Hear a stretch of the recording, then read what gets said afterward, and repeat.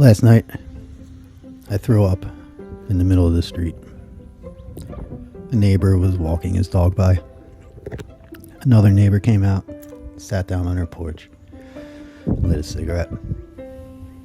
As I continued to empty the contents of my stomach onto the concrete, she stood up and went back in her house. Some of it splashed onto my bare feet. Some of it soaked the bottom of my pants. I went to bed without washing either. I just want you to keep that in mind when I'm talking about fancy things. Did I mention it was red?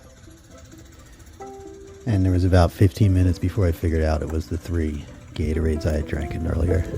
Not most of my blood, most of my blood, most of my blood, most of my blood, most of my blood. It's not like I know what I'm talking about when I talk about meditation and talking about to yourself and all that crazy stuff. But if meditation were enough to fix a life, I would have at the very least thrown up in a toilet inside of a house like a civilized person. Not in the middle of the street with an audience.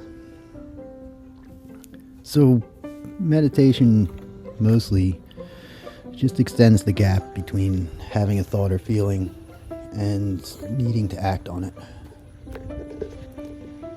It's the difference between making a fist and throwing a punch. It's usually not enough to change your life on its own.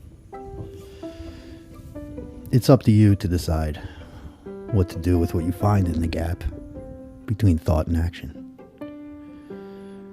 Once you're exposed to it, you can ignore it, or you can ignore it.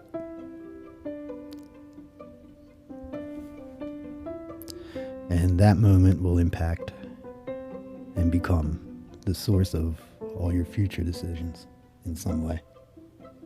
That's all. Anyone who tells you more than that is selling something.